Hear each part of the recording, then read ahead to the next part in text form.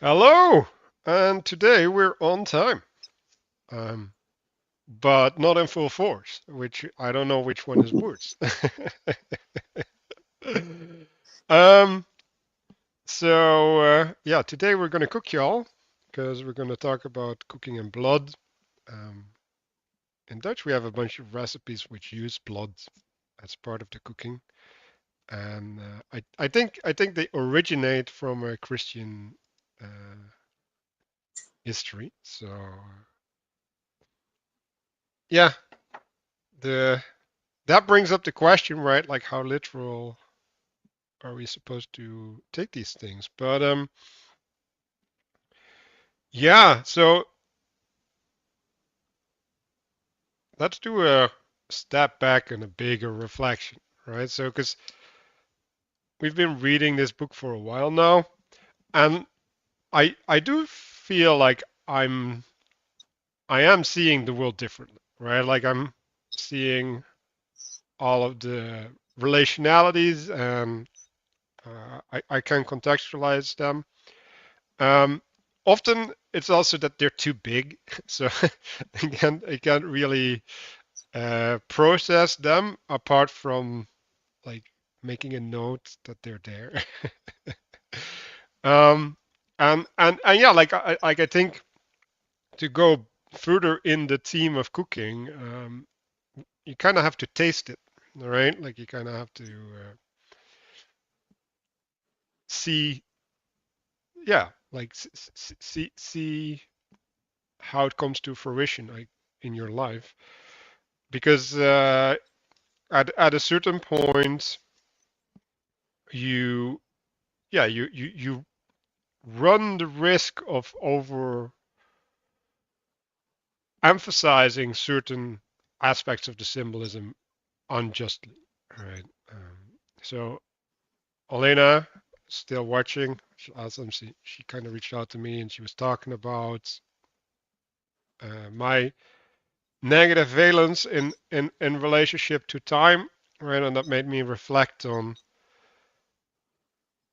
there's an expression, there's what is expressed, and then there's our relationship to it, right? And if we color in too much, then we kind of start warping what is there, right? And even if things are not spoken of correctly, right? Like we can just move over those bumps uh, towards what really matters, right? Because that's like we shouldn't get distracted or bogged down in certain things. So um, last week I was uh, looking at this going forward and coming right, like this mediation aspect, and now I'm gonna bully Mark a bit, and I'm gonna bully him while he's not here, which is even better, or not. Anyway, so I'm basically using the directionality, and I had to think of a first person shooter, right? So you can go forward or backwards, right? So you can proceed towards the target, or you can retreat or recede from it, right? Or you can have a temporal axis, right, where you proceed towards the future, and you move away from the past, right? Or you reflect on the past or something. So that's like um, one type of movement that's fixated, right? Like that's related to a goal, right? And that's also where your crosshair is pointed. Now, then you can also strafe, and the strafing is not so much moving you, but it's repositioning yourself towards what you're fixated on, right? So it's not pointing at how would you call it, making progress or something, but it's putting you in the right relationship, right? So that you have a clear path or something, all right? And so you can look at it differently as well, because there's like I had this image earlier when I was reading, when you fill up a balloon, right? Like at first it holds its structure a little bit, and then the weight spreads it out, right? So there's a spreading out element, right? And like I see that with the strafing, right? So that's also like a disintegration in a sense, right? Like it loses its integrity and uses the floor or the ground to maintain its shape instead, right? So and then there's up and down, right? And up and down is what I think this chapter is about, or at least what it starts about, right? So there's in the back to the computer game analogy, you jump, right? So that's like a really handicapped movement in general in the game, but Mark likes Quake, right? And I'm pretty sure you have rocket jumps there, so there's a little bit more optionality in the vertical axis, but the vertical axis um, is different, right? So you can gain height, which allows you to gain sight, right? You get a vantage point. You can gain height to have leverage, right? Like so they build towers and stuff so that you could shoot down. You can use the gravity from the high point, right? So the height has to do with your agency, your capacity, um, also with sticking out, right? Because like if you're not on the ground, then you're above everybody else, and you're visible to them too, right? So you become a target, right? Like you have a saying, high trees catch a lot of wind, right? So, um, but yeah, there's a movement there as well, right? And that movement is generally made by jumping in a game, right? Which in some sense is bridging a gap, right? Like it's a gap movement. It's not so much a continuous movement. Um, so yeah, I'm gonna try and have these dimensionalities uh, come back as my intention.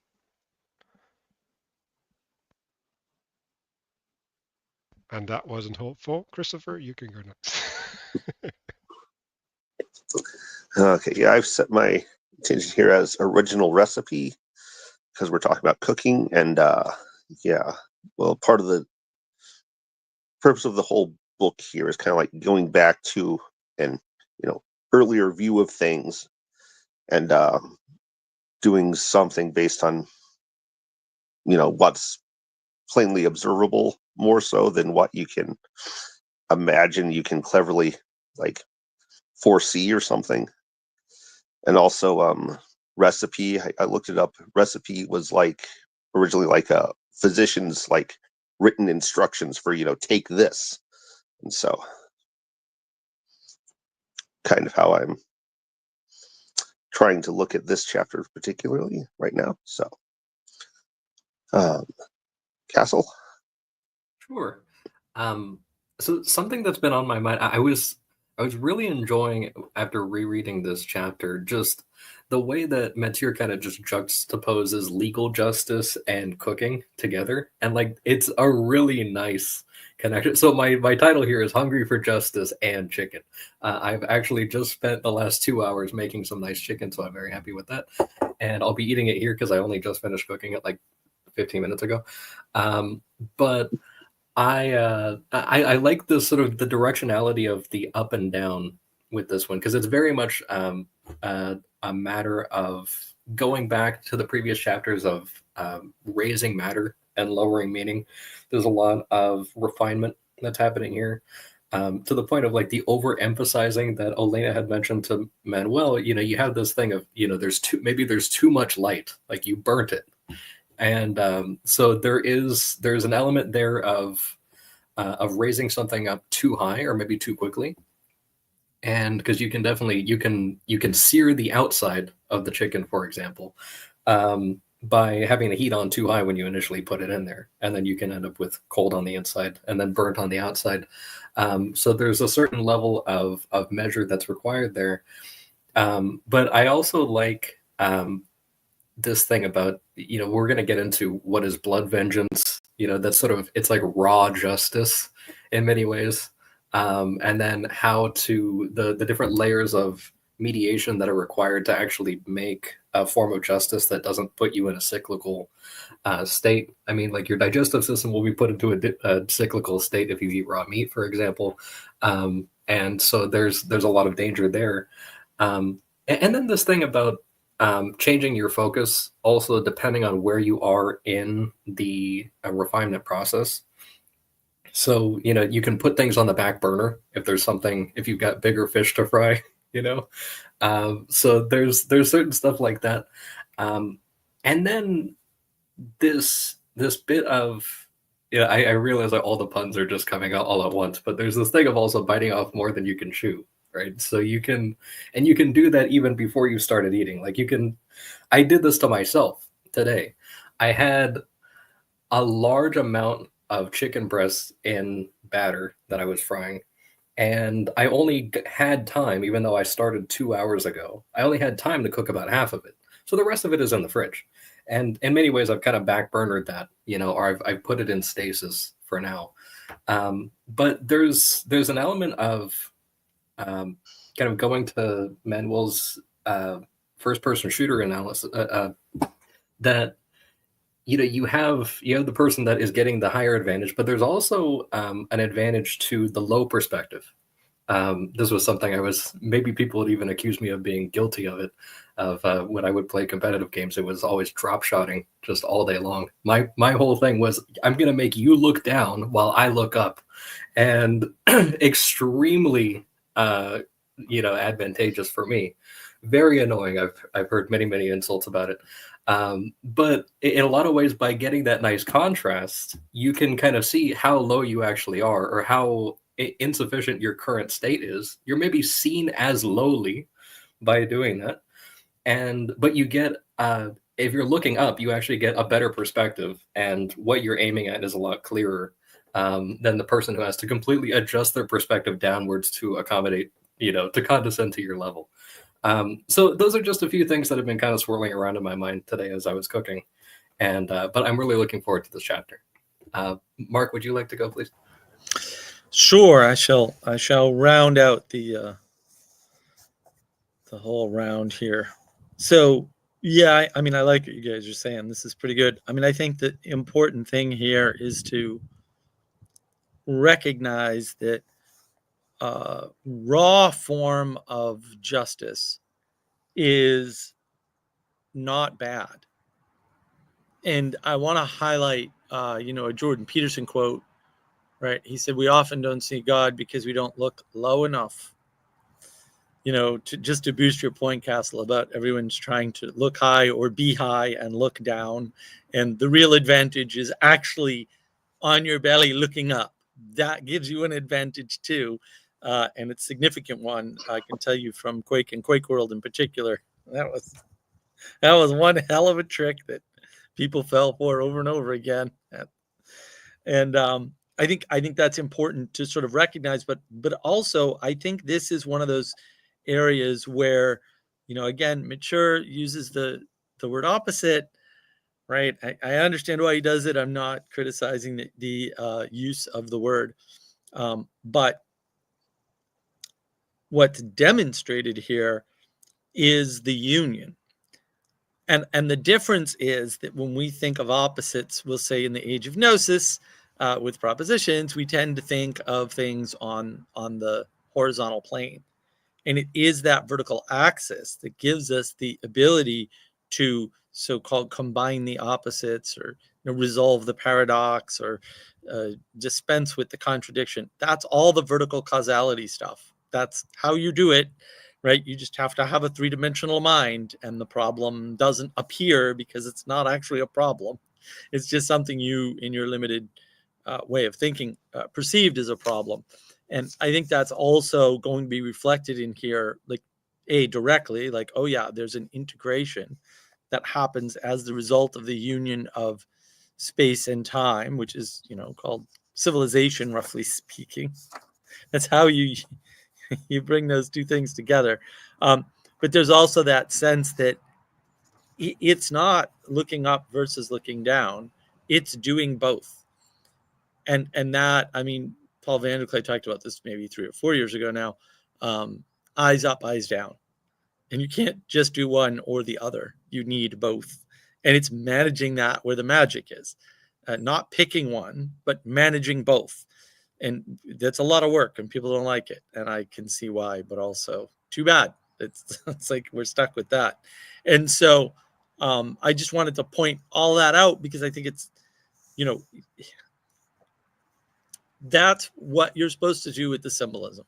You're not supposed to connect things on the horizontal necessarily, or only on the horizontal. You also have to connect them on the vertical. and you have to understand that down is not bad and up is not good. Like, that is not correct, right? And they're also, those are also relativistic terms, you'll notice. And this is why we get stuck in the relativism. And I forget where I read it. I think it was a tweet. But basically, somebody was basically saying, like, the relativism is not optional, but if you have a grounding, relativism is perfectly serviceable, right? Like, it'll be fine. But you need the grounding first. And it was probably Ignacio, actually, now that I think about it, on Twitter. So yeah, you need that. You need that grounding. And this is usually where the fundamentalists get confused, right? Because they want to ground in the word instead of in the participation, which is where you need to ground. And then everything is different when it's actual participation, which is also the problem of book clubs.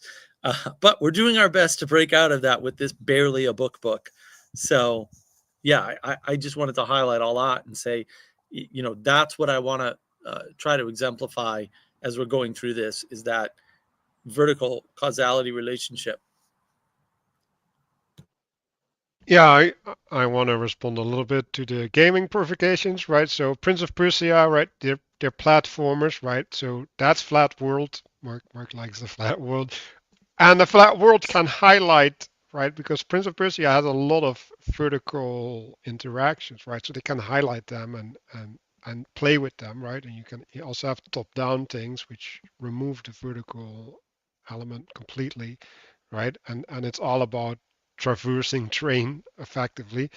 Um, and then what Castor was saying, right, with the crouching and stuff, right? This especially with when you introduce guns with recoil is important, right? So because when you crouch or you lay down, you have less recoil in the games, right? So being grounded allows you to be more focused in that aspect.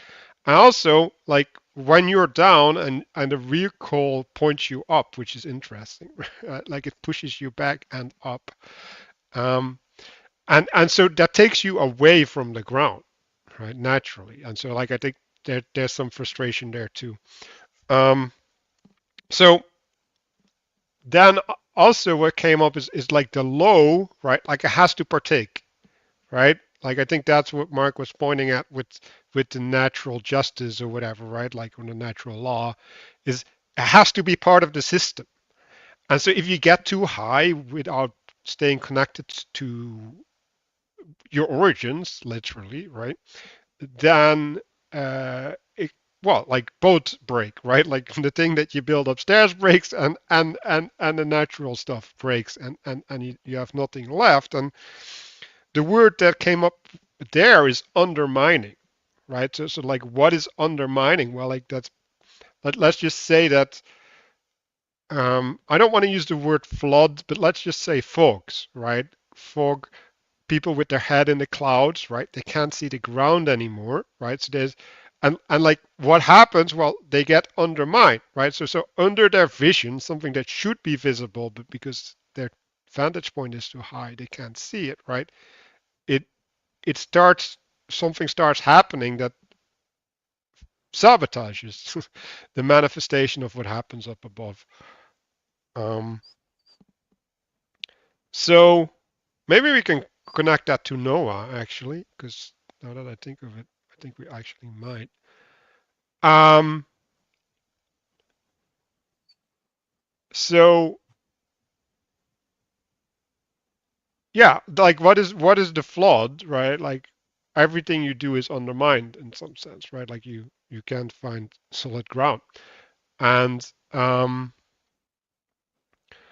so I'm pretty sure, Castle, you're gonna have to correct me. This is after he found land, right? Sequentially, the altar. Okay. So yeah, there's a bunch of points in the Bible, and like I should have checked this, but I'm just gonna assume that this is true, where altars are built, right? And where are the altars built? They're built on locations of remembrance, right? So they're like a turning point. They're like a marker in the spiritual development, right?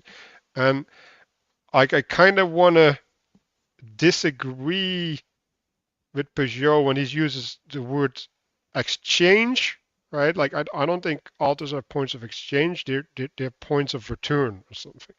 Not so much. Like I don't see the transactional nature in there. And it's more you go back home to bring your bounty, right? Like to eat your food, like to consume that which you've worked for, right? Like that's what you bring home, right? Like you come back home with the treasure from the dragon, right? And you share your prosperity. And I think that's the altar symbolizes that, and we'll get into uh, different versions of altars. But I think that's the right way to think about it. Gustav, do you want to say something before we dive into it? Not really. No. You're just gonna guard Just hi, yourself hi, against hi, everyone. any provocation. Yes. Good. Um. So yeah. So there's one thing that Noah does when he builds the altar is he recognizes the sacred, right? He's making a man-made remembrance, right? So this is like something that's made by human hands to signify something that came from God, right? So he's like carrying that torch in a sense, and it's also a container, right? Like so it contains a certain participation. It affords a certain way of being. Um, yeah, and so the way that I see it is like returning the harvest to what allowed the harvest to come to be. I think that's maybe a good way to describe the functionality of the altar. I would probably just quickly add just sharing and reunion. I think just in response to the exchange term, I think those might probably fit a little better. Yeah. So that builds well. That lays the floor for my next thing is like establishing right order, right? So like I think the sharing aspect, right? Like there's something right. Like it's also that justifies the altar, right? Like that justifies the orientation, right? Like the coming back, right? We can go into celebration as well, right? Um, all of these things. Could I point out also in that first paragraph before he gets into the excerpt, he says, in other words, the altar is a tool, not itself the thing, for the construction of the spatial axis. And so it's not the only type of tool that can do that, but it's one, and it constructs the spatial axis, which itself is a super tool in a sort of way. Well, it's a different kind of tool because you become the tool of the altar, actually, in a way. But the altar is also a technology, right? And so it's technology that brings order to the world, right? Because a lot of people are like, well, we can't go back. We'll lose some technology. It's like, I understand. Yes, we need technology, right? The question is which ones. It's like it's not, and when you don't understand that, you go, we can't go back. It's like, no, we're going back. The question is, are we doing it voluntarily, or are we going to have a collapse, right? And that's that's important. And yeah, I mean, I thought that I thought I'd have more to do at this point, but you guys are doing well without me. But I wanted to add the technology bit because it's technology that brings the ordering.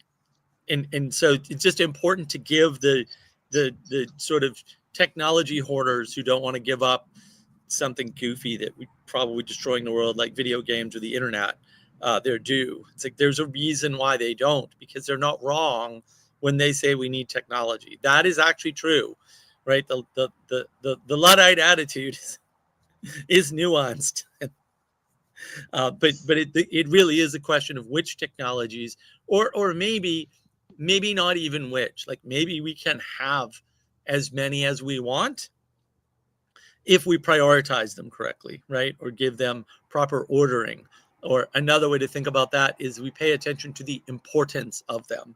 And perhaps another phrase that people will be familiar with is, because I think importance is actually the best statement of this, as long as we pay attention to the relevance realization going on, right? Which is really just, what do you order properly?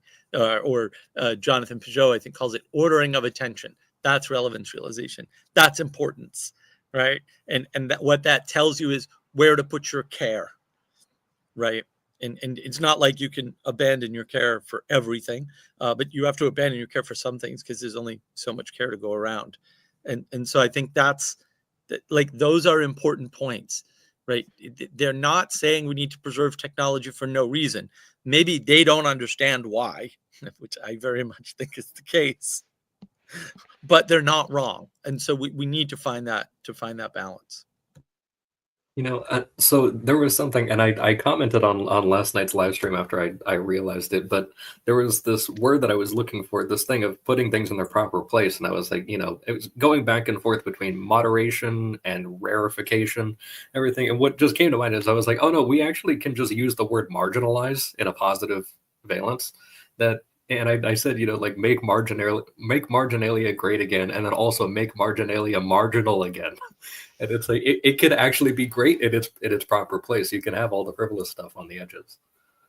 Yeah, that's a good point, Castle. You could look at a lot of things that are happening and say it's a flood of marginalization.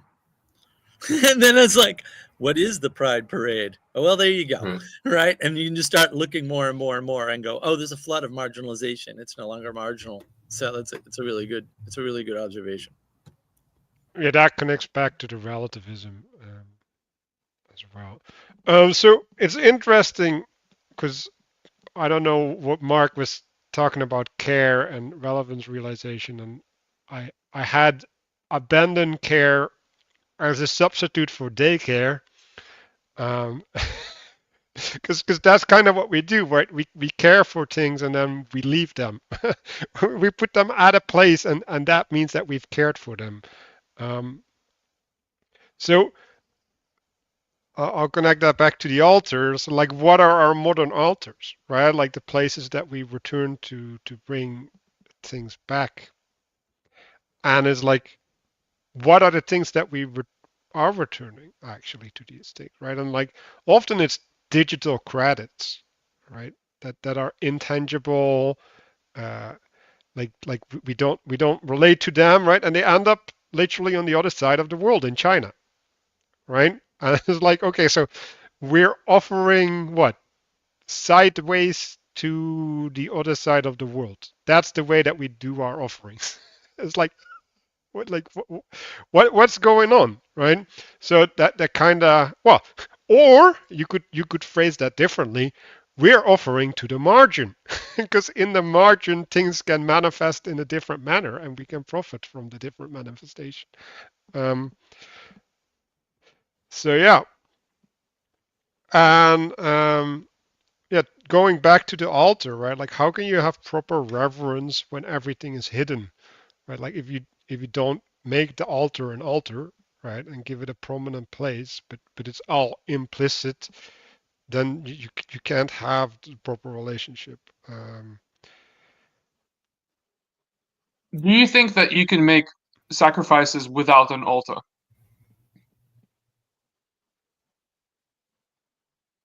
Yes, but not all of them. Yeah, you sacrifice all the time without an altar. Yeah. But what are you sacrificing and to where? And so, just to defend Matthieu's exchange, the altar is where you exchange on the vertical. It's not the only place, but that's one place of exchange with the vertical, is the altar. And that is, I would argue, its purpose. Maybe not its sole purpose or anything, but that's part of its purpose in existing, is to give up, right? To exchange something of the material up to the ethereal so that you get something in return, or maybe so that you don't get something in return because you already got it. Right, like this is the Well, story of creation. You already got it. well, Mark, maybe the thing that you get in return is care or love, right? The altar cares for you. Or maybe you already got it. Something that this makes me think of, there was the mention early on today about how, like higher is not necessarily better and lower is not necessarily worse. And you have this thing throughout the Old Testament where there are lots of shrines and high places which are actually really bad that need to be destroyed. And like that happens over and over again. And then you have the actual, like it's not a bad thing. Like Noah is literally setting up an altar at a high place because he's on the top of a mountain at this point. But there is this sort of I don't want to reduce it entirely to materialism, but it is an overemphasis on, or an overcooking, maybe you could say, an overexposure to the light of this desire to maybe be seen, to have a presence. But that is also something that, I mean, you can have it undercooked, like to Gustav's point, like you can have it in a cave completely sealed and nobody knows about it. Maybe that's important if you're trying to hide from, like the Chinese communists or something like that. But, maybe you have to do that. But under normal, healthy circumstances, if you're trying to signal something, then it's good to have proper measure there while also having proper protection. Like there's the spatial axis aspect. And so if it's just completely open air and any cat or squirrel can just crawl over all the important stuff, then you're also not actually supplying proper stability. So I like this being seen thing. I think that's a really good way to look at a bunch of things, right? Like people just want to be seen, like they want the affirmation. And I've been hearing this of entitled women, right? Like they say, we are the prize, right? It's just like just seeing us, right? Just having us as an altar should be good enough for you. Like that's literally what they're saying. And so yeah, like humans can manifest themselves as an altar too, and like in some sense a throne, like a king sitting on a throne is also like an altar in that sense. So I want to take a little dig at consumerism, right? So I think in a consumerist framework, you're actively discouraged from binding yourself to an altar, because like the more that you're bound, the less good of a consumer that you are, right? Because there's no need to step to the margins, right? To partake outside of that which is set out for you, right? So when you have a personal relationship with a farmer or something, right, and you get your food there, like all the multinationals can't get a grip on that, right? Like that they can't get in between that. But if you go to the supermarket or whatever, right, like you, if they give you a discount at a different place, you might be like, okay, I'll just go there, right? Like, because I'm not bound. Like there's nothing holding me there. So there's yeah, there's a lot of incentives that loosen binding, right? Yeah, and so an altar is in some sense a focus point that you can build around, right? So we'll get into the idea of a heart later on, right? Like that's definitely something that the houses build around. Also, even the cities were built around the heart with the Vestal Virgins. Um,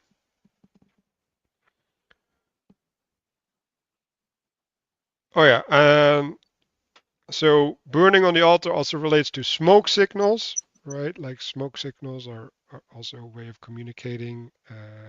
They're a way of signifying things over distance as well. Also, the idea of a stairway to heaven, right? Like the smoke is actually a path up into the sky. Um,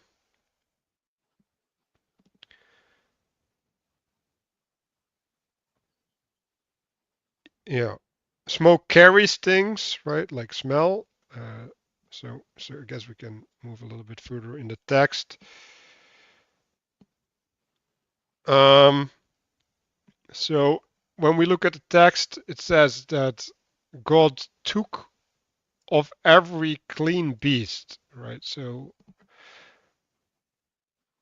these are beasts that are worthy, right? Or in alignment or uh, without sin in a manner, right? So they partake properly, right? And because they partake properly, they can be presented, right? Like that. That's if we go back to Cain and Abel, it's the good offering, right? Um, and then it's interesting. So I was alluding to this already, right? God smelled the aroma and said to himself, right? So if we go back to the last chapter where there was this communication, right? Like an aroma is a presence, right? Like it's like a background presence which sets the mood, right? I think smell in temples was really important. Well, still in the church, right, with incense and all. Um, so there's something there with the aroma or the smell as a carrier of information, but it's not something that is being said by Noah, right? Like it's the smell is not coming from Noah, and it's also not heard by God, right? Like God is not listening to Noah. No, it's like he's just changing his mood because he feels like it effectively, right? There's a passive element there which really stood out to me. Maybe we can talk about that for a sec. So I have written down it calms him down, right? So he's angry, right? He's at a high position or a high energy position, and the aroma releases the tension or something, right? Like there's a diffusion. Like I don't know how to think about it, but I think it's Well, something that kind of comes to mind for me is, in the previous chapter, there's the excerpt that talks about Noah walked with God. So you have this participatory element. So there's this thing of like Noah he's found grace in the eyes of God. He's participating in God's will as mediator. And so in many ways, like Noah is he's doing these things also in response. So it's like he's answering a call, that there was an invitation there, that all the materials were there. There was an inspiration to build the altar and to go and send up these offerings and everything. So he's in a lot of ways, like, Noah is making the responsorial move there. And so it's like, oh, you answered my call. Like it's a lot more pleasing when you call somebody and they actually answer. I guess it's just kind of like on the personal scale. yeah. So I like this answering way better, right? So at the answer you answer God's call, right? And God answers your prayer, right? So it's not so much an exchange because the other gets to decide how to fulfill the request or something, right? It's not like, okay, I set this price and you have to pay the price. It's like, no, like I have a want or request and you can fulfill the request in your own manner. Like, if I have a gift for you, like, you have to put your hand out so you can actually receive it. Like, I'm not going to open your hand and physically put it in there and close your fingers for you. There's a certain level of agency required, even on your part.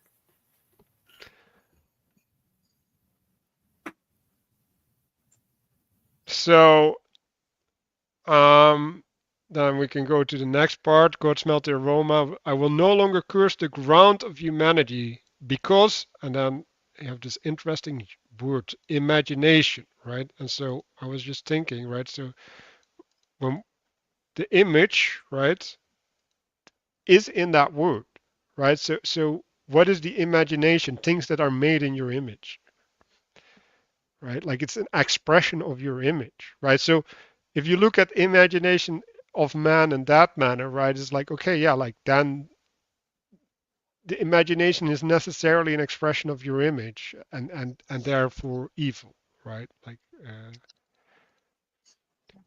I was thinking about that just now with respect to like when people create straw men in their mind of somebody else. You know, we talked in I think it was in the chapter, one of the chapters on dreams, that you have this like interior level of, you know, it's like you've got all the different scales of, you've got the cosmic and the intercommunal, communal, personal, and then you've got this kind of like interior microcosm layer of mediation, but that you can create a sort of something in your image. You know, a lot of these things when you're looking outwards, you're kind of projecting yourself, but you can also create an image inside yourself of something exterior and then project like your negative feelings on it or something, create a straw man, and then start reciprocally narrowing within yourself. You know, some relationship when the person outside never actually said the things that you, oh, but they would say that, you know, or something like that. You know, so just one possible manifestation of the, you know, the imagination in the heart of man is evil from his youth.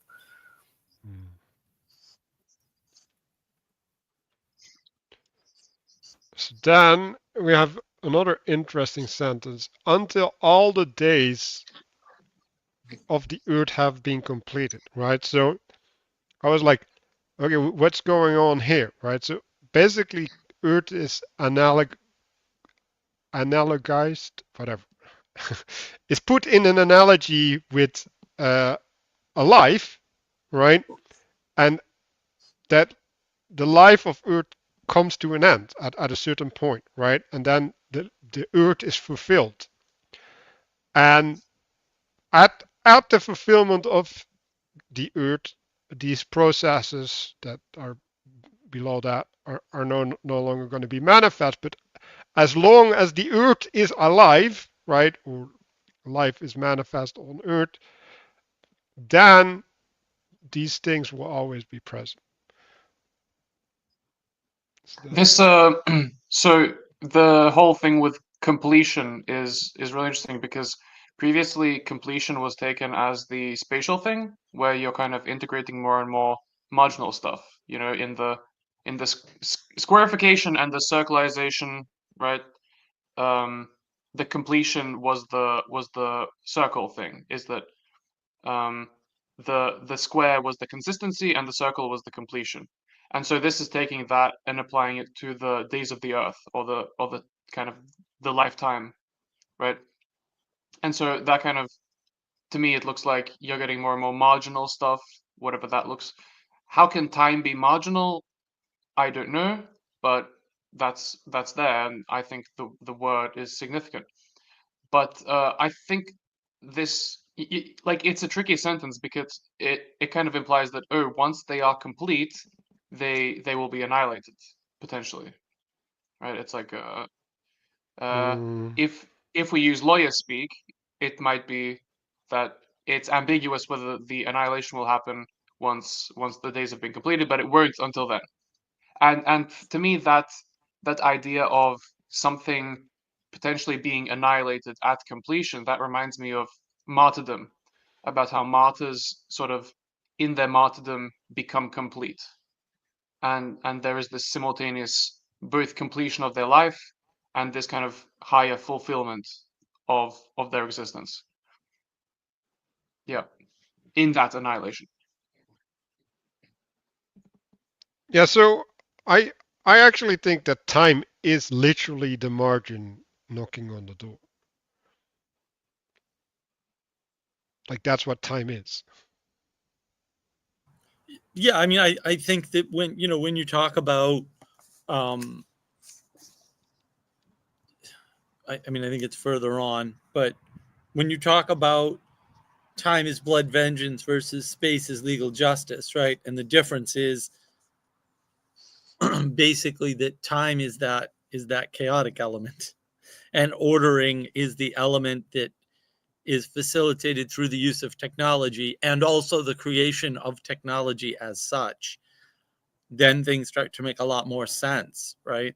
But in order to create the union of those opposites, right, you know, and you can't do that, right? You need to just recognize that they're both embedded in something higher. And then it's like, oh, well, so there's this stuff on the margin, right? Because you could say time is, you know, always eating at us slowly or something, right? It's called aging. Cannot recommend, by the way, but no one ever follows that advice. But also there's a cyclical aspect, right? So you say time is the thing that allows for ritual, right? It's like we know when to celebrate. Why? Because time, right? So most of your life, and Jordan Peterson made this point, is in the simple things you do every day. It's not in the grand events, you know, the once a month, the birthday party once a year. That's not most of your life, right? Most of your life is getting up, eating breakfast, things like that. And though that structure is fighting the margin of time, and time is just, again, eating away at you on the edges over and over again. And that's just what we're embedded in. So yeah, and it's also chaos, right? Because if you have sort of too much of that eating away, that marginalization, you can't orient in the world anymore. You get horribly confused, and you can't find yourself. Something I want to add as well is because there's a whole bunch of cycles that are listed after. I mean, we've got water as imagery of the cycle and everything. You get the image of a moat or something like that as kind of the margin, as also time. And you have all these different kind of cycles of the cold and heat and the summer and winter, day and night, all these things. On one hand, it's saying, you know, that these are some means by which you can be sure that if those things are still happening, then you don't have to worry about annihilation by water.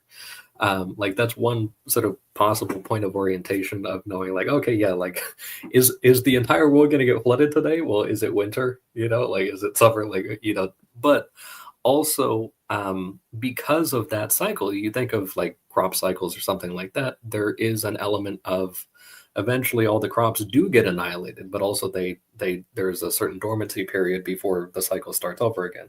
So just to kind of point out the links between the completion and then all of these different cycles, and that like the kind of the excess of the cycle all at once, you know, and to the previous point of that, the over time, all of these plants and animals and everything like that are experiencing a, you know, at least on the personal scale, some form of reduction to nothing in the current temporal point over time. So it's like you're not wiping all of them out, but like there's successive lineage. So like, you know, it's happening in a sequence, not necessarily you know, all at once.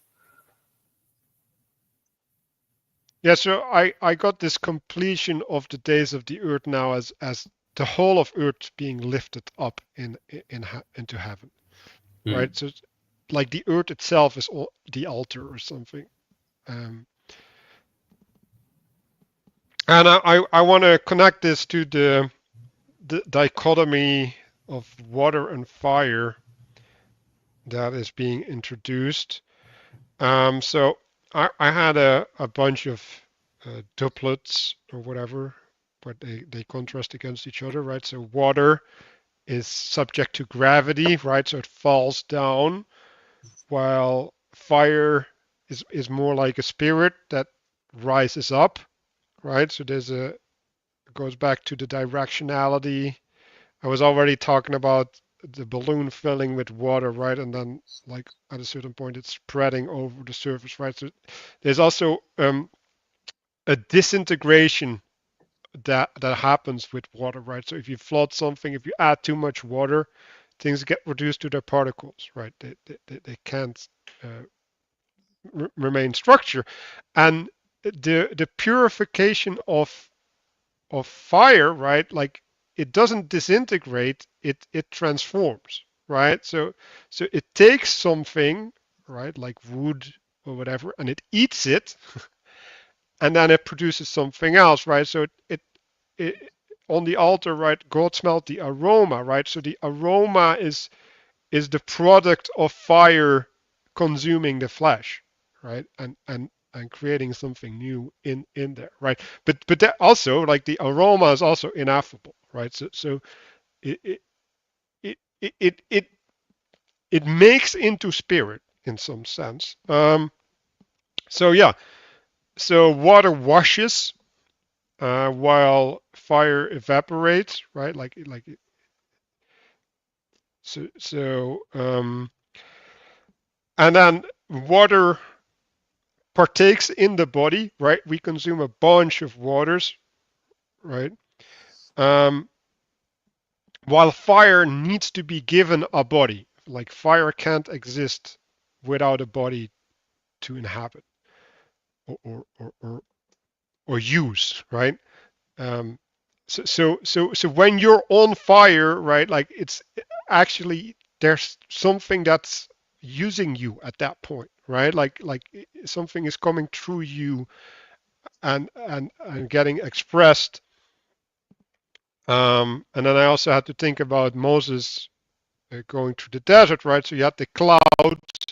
I think it was during the day, right? So like that had like a cooling function, but it's also like it's a mediation, right? Like it's a covering from the heavens, right? Creating a new sort of heaven. So we were talking about someone with their head below the cloud, above the cloud. They were below the cloud at that point, right? Um, and then you have the fiery pillar, right? So the fiery pillar establishes the safe place, right? Like the place to camp around, all of these things. And you can make the analogy with the heart as well, right? So it's this thing that you center around, the thing that gives light, the thing that gives heat, all of these things, right? And and there you actually get the connection back to the last chapter where we were having like darkness and light as two things, right? And so the water and fire are different in a sense, because like when you are on fire, right, you are carrying a light, right? Like you are shining. Like there's something that you give off. You give a heat, right? Like you make things move, right? Um, so yeah, so to extend that a little bit, right? So the water spreads, right? Like if it rains, like it diffuses, um, while fire organizes, right? Like people go sit around the campfire, they build houses around them, all of these things, right? If you carry a torch, people follow you, right? Things like that. Um, and then water also differentiates. What was the way that I was thinking about it? Well, so um, like clay, for example, right? Like when you put water to earth, you you change its nature, right? So like the water allows some different characteristics to come out, right? While the fire takes something out of what it is burning, right? And expresses something itself, right? Like it comes through the fire.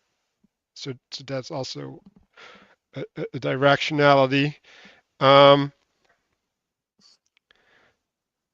yeah, and so yeah, water is connected to disorder as well, right? So when you put things underwater, right, like things get disordered, and a fire establishes a new order. And I think like I said new order, which is interesting because that's also connecting it to the altar, right? Like it's like okay, like now we have a source of order. So even when your house is on fire, right? It it organizes everybody around the fact that the house is on fire, because now you need to extinguish it, right? Like all of these things, right? So it always draws attention, right? Lightning strikes, like the attention gets shifted by fire. It gets dominated in some sense. Yeah, I think also water wears things down. Fire consumes them from within, effectively.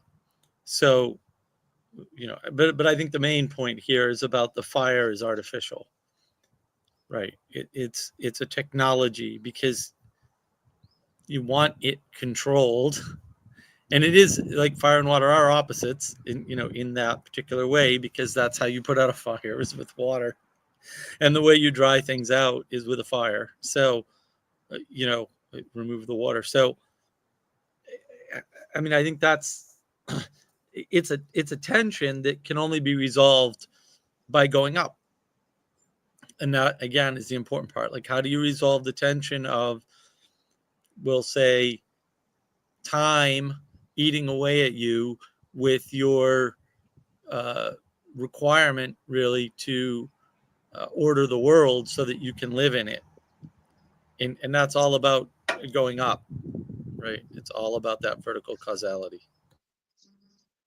Yeah, and fire and water don't mix. They're too far away. Like they're too far away from each other on the pyramid of the light to dark.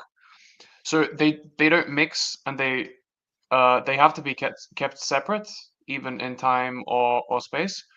So you can think about it that human existence or civilization is all about keeping fire and water away from each other, but in contact with both.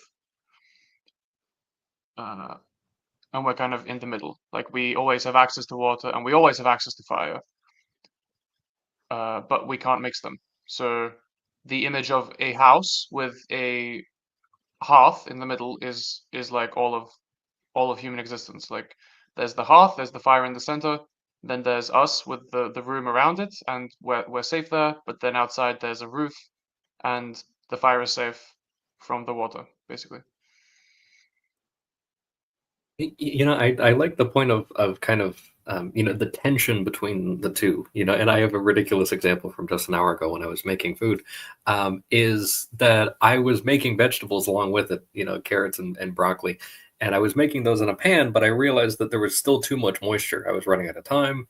I wasn't able to focus on that aspect. I didn't want to burn them or anything like that, but they were starting to get a little mushy, and which was just completely unacceptable. So I put them into a baking pan and set the oven on warm, and allowed them to sort of dry out. So they were put into a technology that establishes the spatial axis on the broccoli and carrot scale.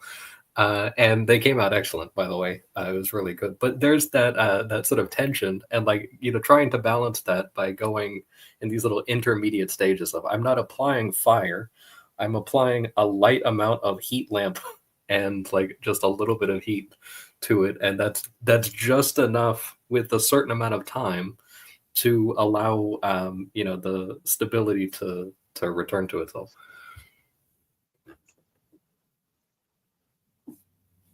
Yeah.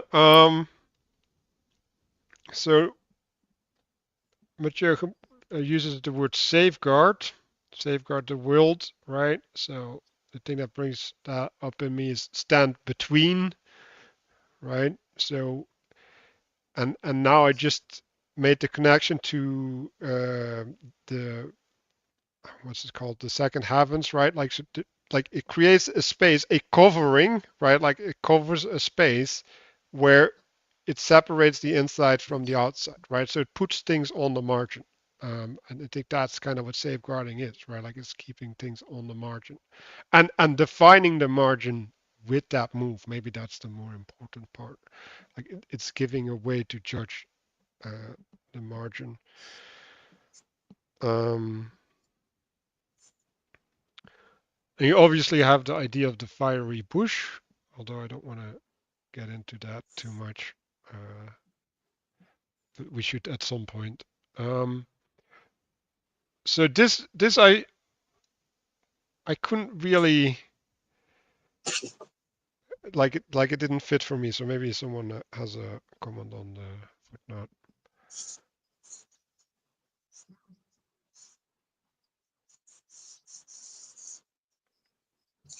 Well, again, I mean, what this is pointing out is fire has to consume something, right? And that something in this case is wood, and therefore the management of wood as a tool is important, right? And so wood in some ways is the first tool,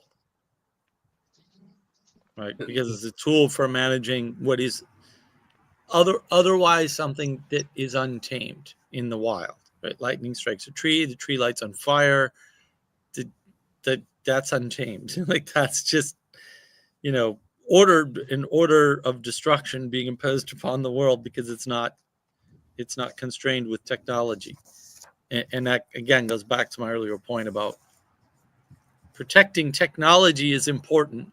I agree, but it's that tricky line we have to walk between what technologies, because things like fire are technologies, right? Or at least in how we use them, and it is the wood that keeps the fire going, right? And starts it. You can't really. It's very hard to start a fire without some form of wood, right? So that's all that's really getting at, is just the fact that fire is artificially constructed and linked specifically to our interaction with a particular piece of nature called wood. I would maybe just add one word to that, is, or maybe a small handful of words. This thing of wood is particularly fit for hosting that particular phenomenon. So there are certain things that are better or worse at hosting certain things. If you're trying to host water, you're probably better off with something like ceramic or glass than you are wood, for example. I've seen so many wooden mugs start leaking. And whereas this is something that there's, to the previous point of, there's always necessarily some sort of consumption that's happening in here. You could maybe, take something like a gas stove or something like that. But even still, it's still a sort of consumption, even if you're not consuming the physical material that's providing the structure. But we're also talking about like primitive technology, and and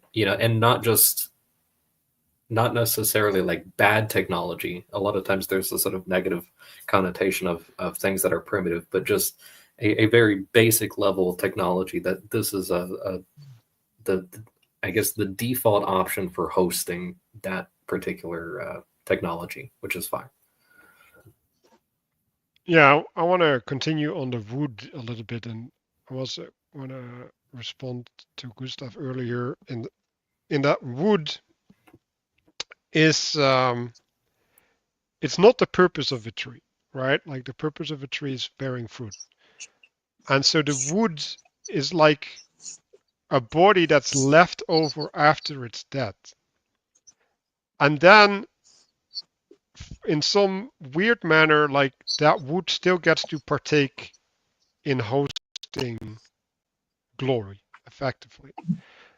And you can even see that in if you make a chair or something, right? Like so there's something there with not having direct fruits, but the continuation of existence beyond your purpose or something.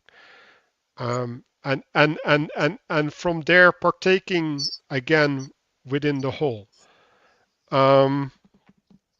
So yeah, so it provides heat, right? Like so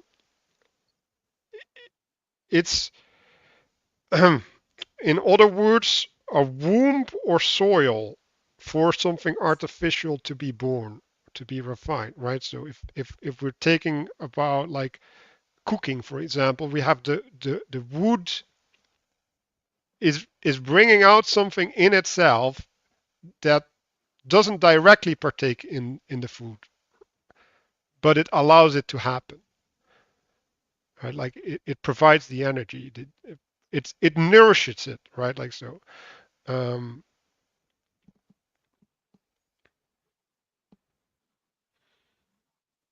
Yeah, and so the problem with fire is that it, in some sense, is the essence of the temporal nature, right? Like not the time in the way that it's used here, but more in the chronological sense, right? Like it's just like it runs out and it needs a lot of work to be sustained, right? And so in that sense, fire itself is really artificial because it can only exist if it gets fed by us and also by trees growing or whatever fuel source.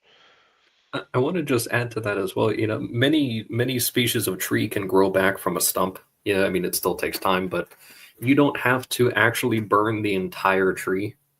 And there is an advantage there of kind of having a sustainable resource. And also, I mean, with things like wildfires, like it's often good to not have an enormous amount of trees super close to each other covered in dead wood. Like you can, if you're properly mediating, you can actually take advantage of a lot of the materials.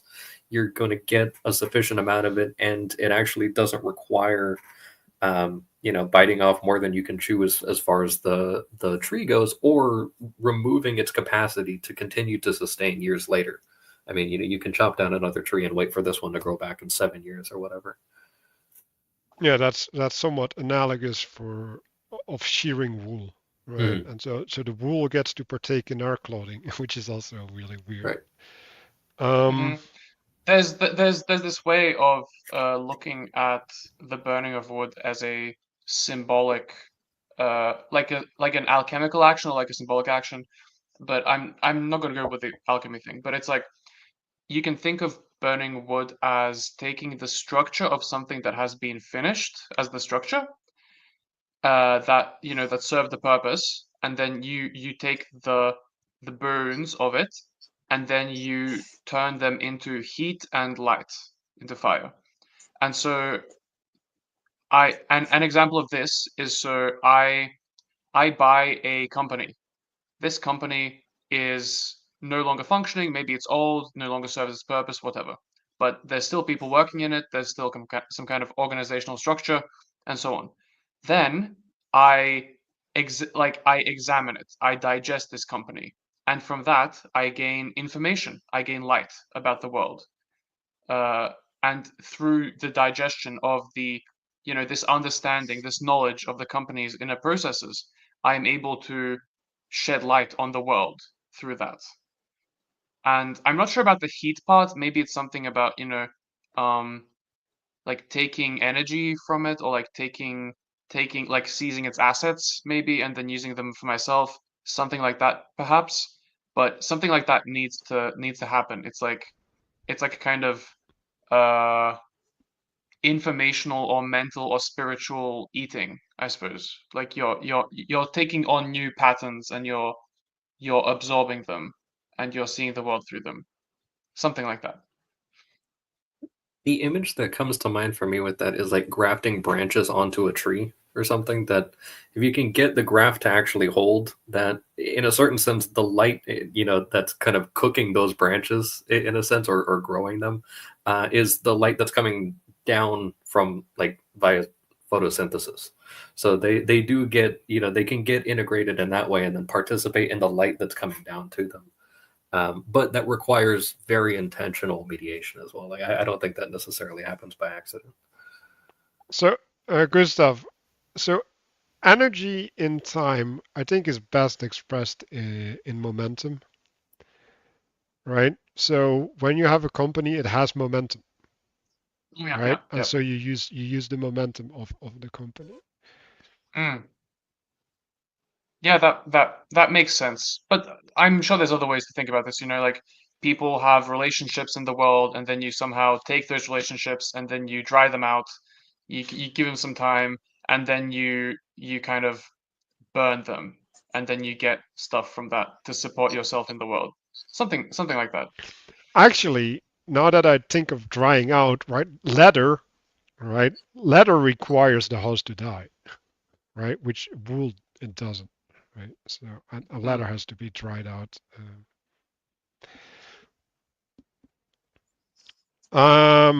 So we can go to Mark's favorite part, the pictures.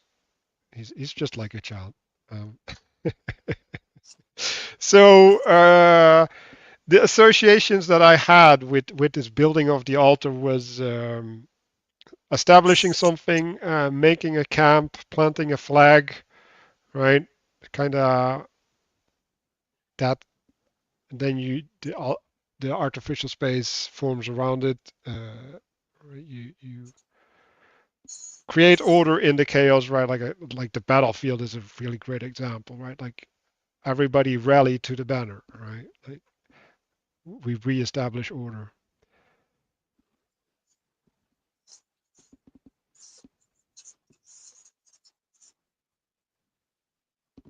So we kind of talked about this already in the sense, right? Like that the fire is at the heart, it's the altar, right? Like Mark used the word civilizing. This is where I had that association for myself, right? Like the fire civilizes, right? Like civilization forms around the fire.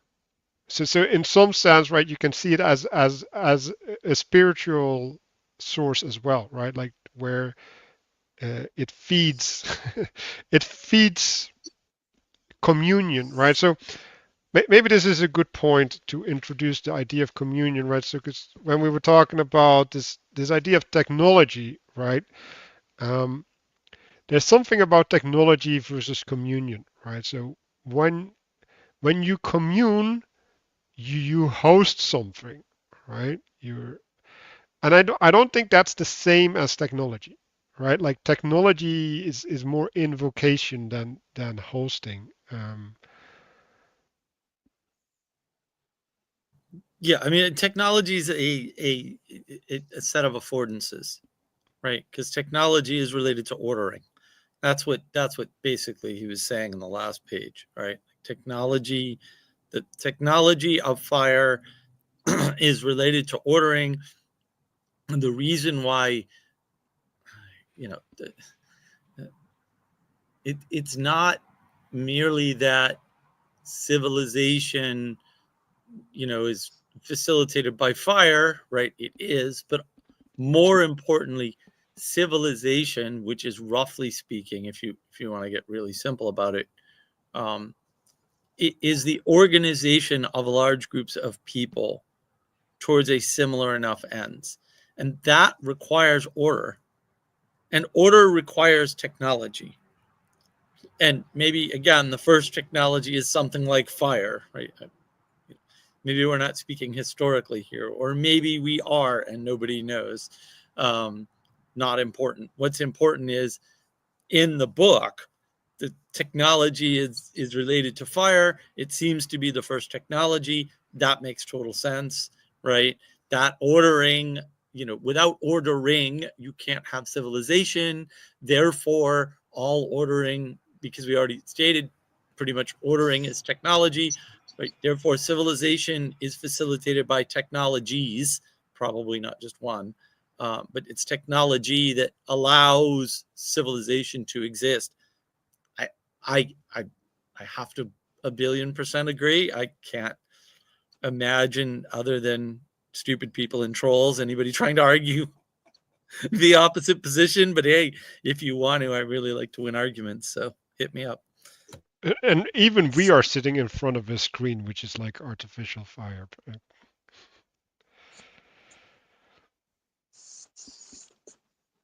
Yeah, the civilization enables us to be civilized even though we're physically apart, which is kind of amazing. Like that actually, when people say like, well, the internet brings good things, that's what it brings.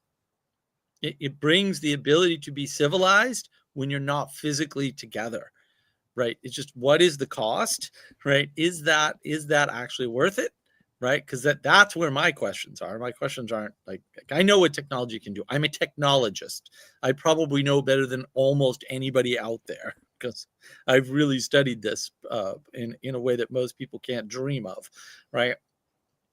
But also, there's all these downsides, and the question is, is the juice worth the squeeze, roughly speaking, right?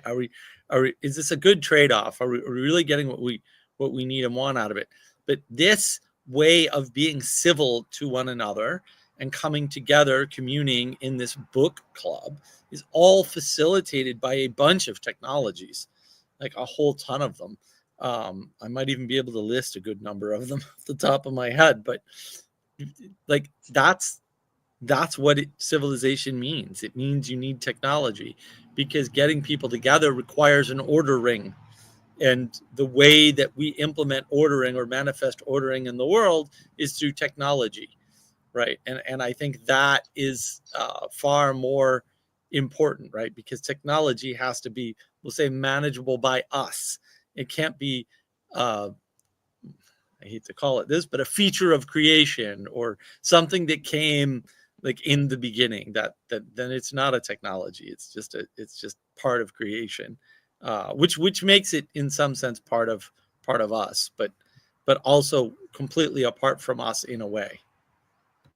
Well, another thing about technology is that technology is you're creating a contrast and asymmetry between, like, in a element of the world, and then that serves you. So, for example, if you've played Minecraft, you know that um, you take iron and you make an iron pickaxe, and then the iron pickaxe helps you against iron, basically. And it's this idea of garments of skin. You take animals, and then you take the world of animals, which includes the garments of skin, which includes leather and all of these things, and then you take that tiny little bit of that asymmetry that you've created. So between, let's say, a leather jacket or some leather armor, and then, bears and wolves and angry cows out there. That whole domain, now part of it serves you, and you've kind of, through that serving you, you've actually integrated the whole thing. And then that has to do with, technology in general. Yeah, I want to push back on one little thing, Gustav, that I think you got backwards. So Okay. Technology is symmetry, right? And when you create something symmetrical within a container, we'll say, just to be quick and dirty about it, that creates an asymmetry with the chaotic world, for sure. But that's because the base world, I mean, as outlined here in the book, is chaotic and asymmetrical. Because chaos is asymmetrical, for sure. Like, if nothing else, it's asymmetrical. And so when you order something and make it symmetrical in that way, that is utilizing a technology, right? Creating something, and then it's asymmetrical in relation to the chaos, because chaos is asymmetrical. So, and that's pretty much the only way you can see chaos. Like, you can't see the passage of time unless you see the effect it has on something you built, right? And so By asymmetrical, I mean kind of hierarchical, like it has hierarchy in it. well, I would say not necessarily, because hierarchy is vertical, and you can create horizontal technology all day long. It just causes war. That's the problem. Yeah, When all your technology is horizontal, it causes war, right? Because you're stuck on the flat plane. You're gonna bump up against each other eventually, right? It's only when you rise above that in the vertical space that you're able to interact with the world in such a way that you can be in full communion, right, with the wholeness that was created at the beginning, right? I think that, right. And so when I say, like, people keep putting things symmetrically, yeah, they're all they're all technology nuts. They're all people of order, we'll say, but the world is asymmetrical, right? Because the world was built, that symmetry was taken from the asymmetrical chaos. And I think that's actually a really good way to think about it. So that's more what I was talking about. Now, the problem with there's a problem with looking at the world in terms of inherent hierarchy. Of course, there's an inherent hierarchy there. The problem is that we, as part of that hierarchy, do not have a sufficient perspective, because we're stuck in the creation, right? We didn't, like, that predated our existence in some sense, right? Because we're stuck in that creation and the manifestation of us that is, we'll say, here and now, just to make the Western Buddhists happy. When we look, we think that, we'll say, all the things that we do are instantiating hierarchy, which is not evident at all. But also, we don't instantiate hierarchy, but from our perspective, we do. Right? Because we're observing the pre-existing hierarchy that's already there that we're kind of stuck with, if you want to think of it that way. Maybe we should be grateful for it, but we can think we're stuck with it. It's fine. And that perception of hierarchy is an imposition on the world from the perspective of an adult. And this is where people get horribly confused. You don't realize when you were a child, you didn't perceive things this way because you couldn't, because you were still learning, right? You were being formed, right? The way Christopher is excellently forming his children, you know, and that already happened to you, and you discount that because you can't remember almost any of it, right? You might remember flashes or whatever, insights or whatever the heck you remember, but you don't actually remember the formation into the pre-existing hierarchy. And so from your perspective, and to some extent you have to do this like with technologies, right? If you misorder the technological hierarchy, you won't say, you know, something very basic, which, you know, I can't avoid the inside joke because A, it's here, and B, this is an excellent example, that in fact the cathedral is the highest thing in the village, not the castle, right? You can't avoid that. You can't avoid, you know, ordering them because they're not the same thing. And then you actually have to be able to say which one, and it has to be the right one to be whole with the world, is the bigger, better thing, the thing that's on top. And obviously it's the cathedral, right? It can't be the castle, right? And people conquer villages and they destroy castles and leave the cathedral. I mean, that's all over history for a reason. Like even your enemies revere your cathedral, even when they're foreigners that don't worship the same god or gods or whatever. Like this is, it's not universal. It's not 100%, but it's like 90%. And so that needs to be taken into account. Like but we do impose the order, right? We do, like when we create technology, we impose the order. This technology is more important than that technology. But the technology that's more important is the altar and not the internet. So a manifestation of that actually is in the city I grew up. They built like a new city hall, and they wanted to add a spire to it, and there was like a big fight around that because they were like, no, you're not allowed to have a spire. Like they belong on churches. Like why are you trying to imitate churches? Like why are you trying to be high? And that's kind of like, okay, like what do you hold highest? And like I want to push back a little bit on Mark because I think there's two things. There's ordering, right? Which would be like, okay, like I'm gonna make my city hall have a spire, right? Like now I'm gonna establish order, right? Like I'm gonna have I'm gonna dictate the law, basically, right?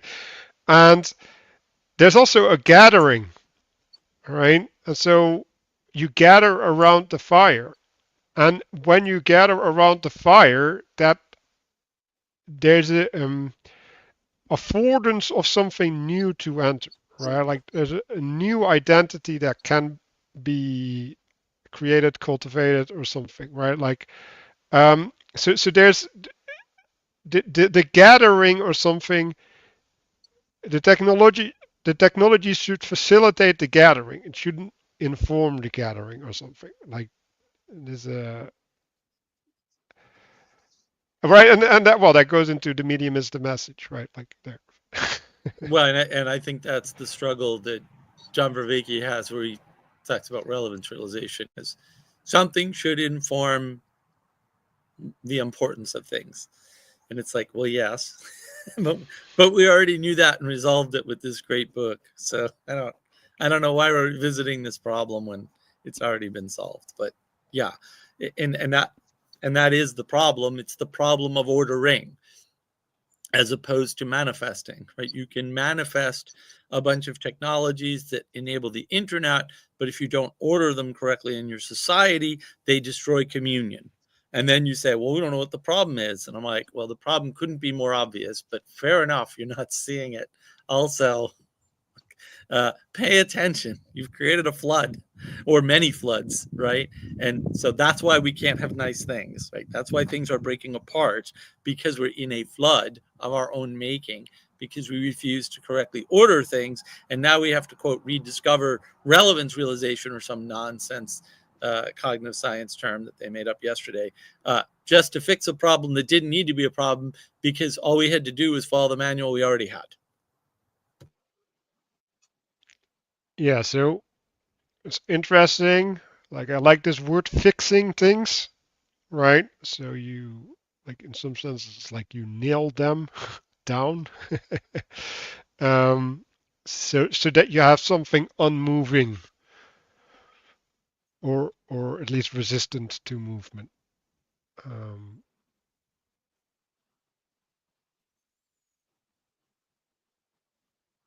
yeah.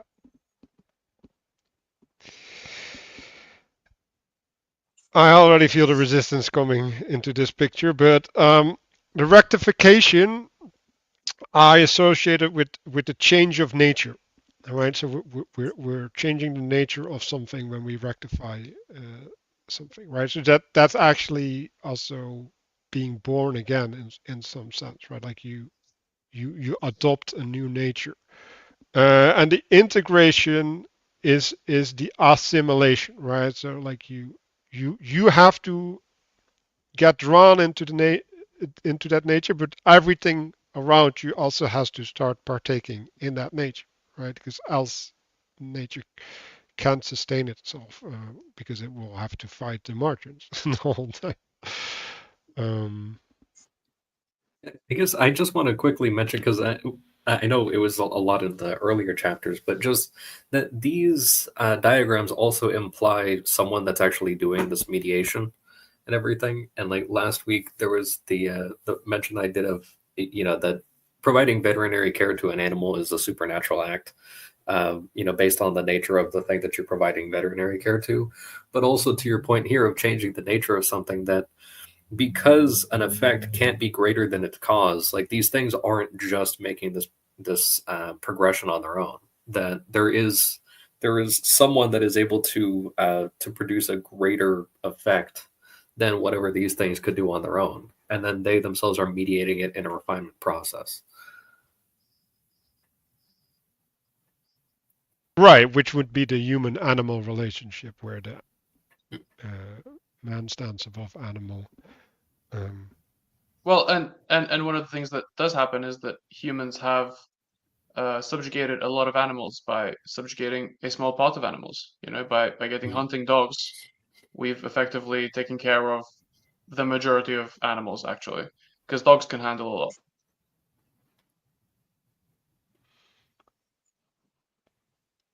So So it dogs are says, the mediators in some sense between humans and the other animals. or the Yeah. guardians. What was it? The people who protect the boundary, right? Or well, not the people, but the entity that mediates the boundary. Have you seen those those sheepdog trainers that they can like communicate with their sheepdogs just by whistling and give them direct commands, and then they're just standing on the sideline and the dog is doing all of the work to shepherd the sheep in there.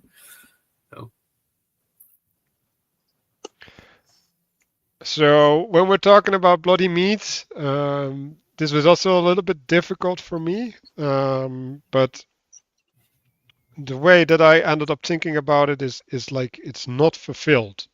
Right? So when there's blood still in the meat, that means that it hasn't reached its destination. Right. So if you're partaking something that is still serving another purpose, uh, you're in sin effectively. What I think he's associating blood with life, and he's saying if it's so flooded with life, or the thing that carries life, then it's flooded. Right? It's still right, and it does. If you cook with raw meat enough, you'll realize, oh yeah, this doesn't work well unless it's more or less bloodless. Right? It doesn't. I I've done it. Like it's a mess.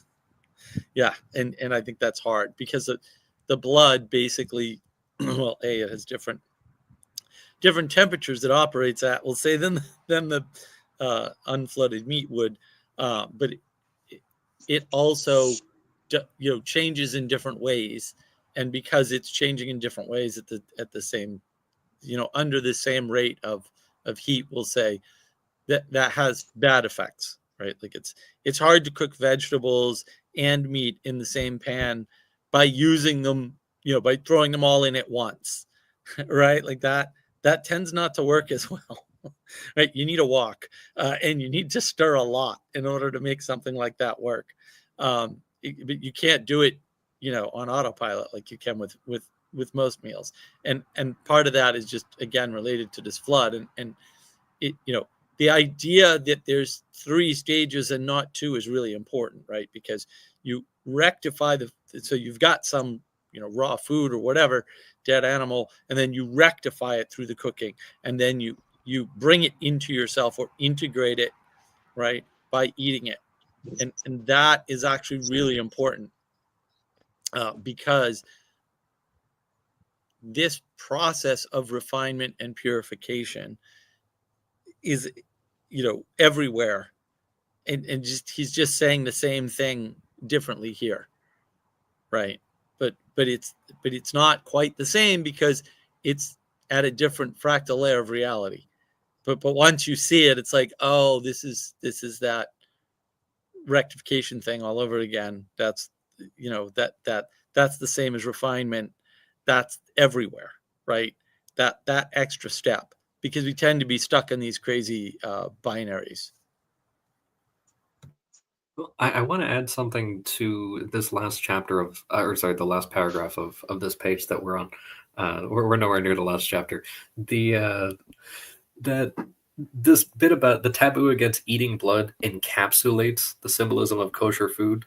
I just want to point out also that within the sentence itself, encapsulate means something like to put into a box. So there is sort of like a fixing or making stable or putting into that square stability that is happening. Just, it's a nice little touch in the sentence itself, but also you get this the sort of refinement even of what you're paying attention to or what you're allowed to interact with, because at the time of the flood, like when Noah and his family are given the allowance to eat meat, they're allowed to basically eat everything. And then you get to the point where the kosher food laws come in, and the amount of things that you're allowed to eat are drastically reduced to the things that you can actually refine and control, to just this small number of animals that you're also capable of keeping domestically. Oh, I just wanted to step out of the realm of domestication, because I actually think this was actually really helpful with understanding this, right? So you're hunting and fishing, right? And then with the spear and the net, right? So the spear is the point that is taking something from the margin and making it yours, right? Like it's subjugating it to you. And the net is more related to the gathering, right? Like you're gathering that which is available, that presents itself to you, right? Like I'm thinking of Peter, like, was it no? He was throwing out the nets and he didn't catch anything, right? And then when Jesus told him, he did catch. So there's things that are available that are attainable, right? But they have to come at us, right? Like we have to subjugate them in a manner, and then we cook them, right? So we first bring them under our dominion, right? And now that we get to direct their purpose, right? We cook them, right? But then we can go back to this idea of blood, right? So if we go to the next page, everything that everything that lives will be food for you, but flesh with its own life in it, its blood you shall not eat, right? So there's a respect for the integrity of the other, right? So as long as something has its own or something, and it's you should respect that, right? Like and it can't partake in you, right? Like then it has to submit effectively or something instead of that you get to offer it up. I think a good example of this is during the Canaanite conquests. They generally start by killing the king, right? Can you say more? So they kill the king, and then there's different ways that they deal with the people and the cities. But generally, they kill the king, and then there's a kind of subjugation. In some cases, where it's a city, they just outright kill everyone. But I think there's something there to how they kind of um, like Decapitate. stuff like Well, that. it's rectification, right? So you're taking the unhealthy body, right, headed by the king, you're beheading it, removing its structure, right, removing his authority, and then that's the rectification, right? It's an improper structure because they are communing around the wrong gods, basically. Right? They're not communing around God, and so they're doing something wrong. And so the rectification for that is to break the structure, right? Decapitate, take the head away, and then you can look at what form of integration can be done. And that's why they deal with the cities differently. Yeah. And sometimes the city was so non-kosher that you actually even have to destroy the treasure.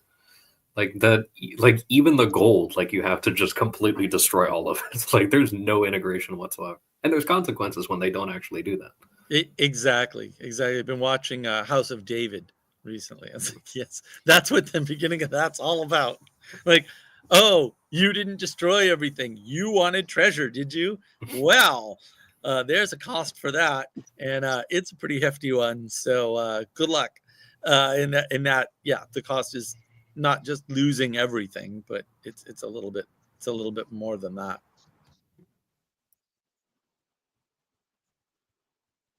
Yeah, so back to the promise a little bit, right? So basically it's like another version of dominion over the earth, but like now it's even more so, right? Like you get to eat it too, right? Like it gets to partake in you. You know, not only get to lord over it, um, unless it has life. So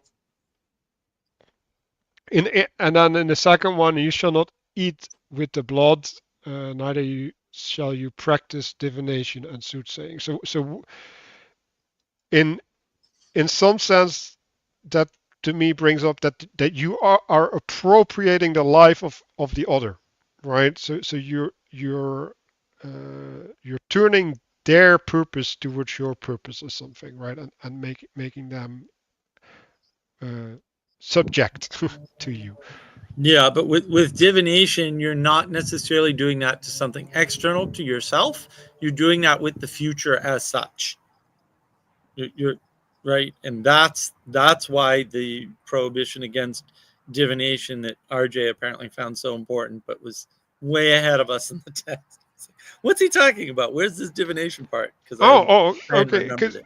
Because the way I saw it is that you do that for the other, right? So you're setting the path for the other to walk upon. It's not, yeah, but it's not necessarily the other, right? Because there's no prohibition on divining for yourself, and also divination is about the future, right?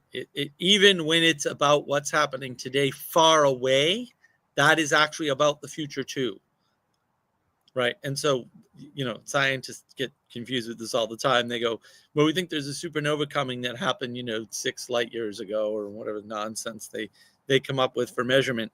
And then it's like, okay, but that already happens.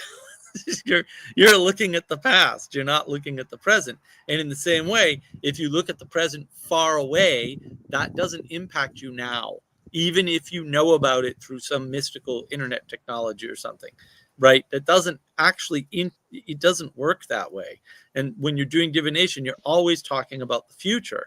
And so maybe that's appropriate, but maybe you're stealing from the future, and that is what we have to be careful of. Hopefully that satisfies RJ there.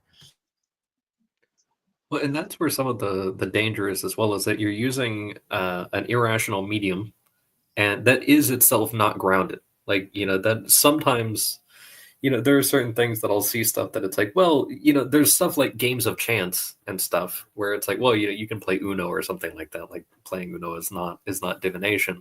Using Uno cards to decide whether or not you should ask a girl out on a date or something like that is something very different. And also there are certain ways of interacting with stuff, like, if you're trying to find, there's a common practice of, people will go and they'll just open the Bible to a random place, but that'll be their daily practice. And then they just see that and say, oh, if I get any interesting insights or anything like that, not like, oh, I'm thinking about buying a car, what does the Bible say about this, today, or something like that. I've seen, like, my priest will sometimes go as penances for confession. He's got like a stack of the Psalms of David all laminated, and he'll just randomly pick one out and everything. And it's just like, here you go. And it's like, but that itself is, there's a certain level of structure in there. It's not, oh, you're going to get something good out of this anyway, because whatever you get is going to be good. It's not the same thing as, trying to, you're not trying to make any predictions or outsource your discernment and judgment to a non-agent. I think the separation of the blood and the meat is like really important, where you have to practice that same separation with let's say clear knowledge and divination. Like, you want to make sure that they're separate, otherwise you get stuff mixed up. I actually wrote down something amazing about the bloody meat. The bloody meat is a mixture of integration, or a mixture or an integration of time and space. In other words, it's alive, it's in flux. It has not reduced to the form that it can partake in the other. The refinement will establish its final purpose. And I connected that to the offering of Cain, right? So the lack of going through that process is the same problem as Cain had with offering from the land.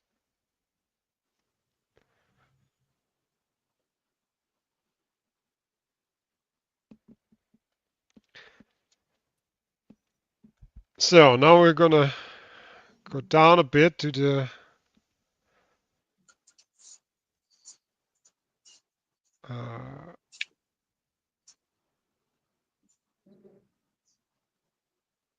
okay, I actually didn't read this one.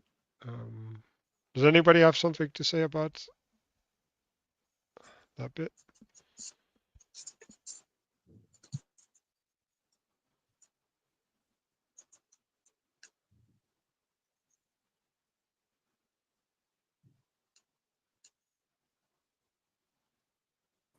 I mean, really, he's just setting for the point in the diagram, right? Which is, again, this idea of refinement and technology.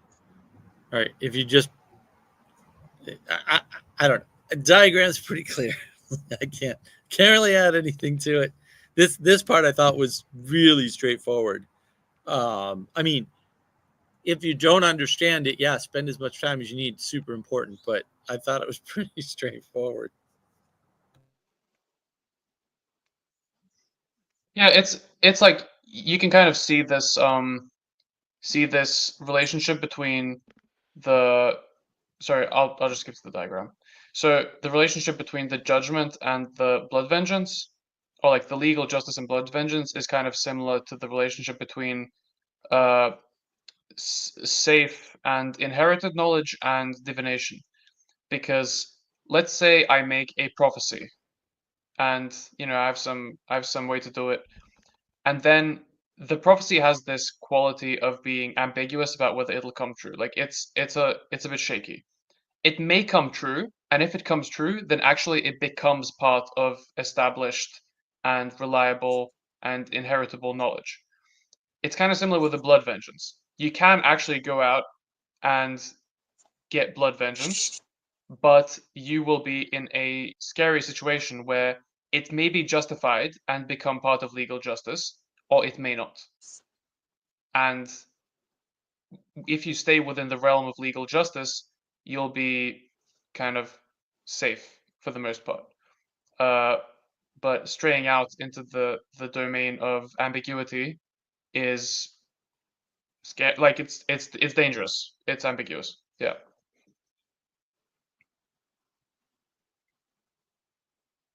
Yeah, so a couple things I had is like the blood vengeance has its own life as well, right? Like it's a dynamic that goes lead its own life, so it's not predictable. And then you can see the legality as a process that takes things out of its primal nature. So this back to the civilization aspect, or there's a manner by which, well, transcendence happens, right? So you transcend the primal nature and you establish a new nature, right? And then I think this is what was your point, Gustav, that that new nature can be within the will of God or not, right?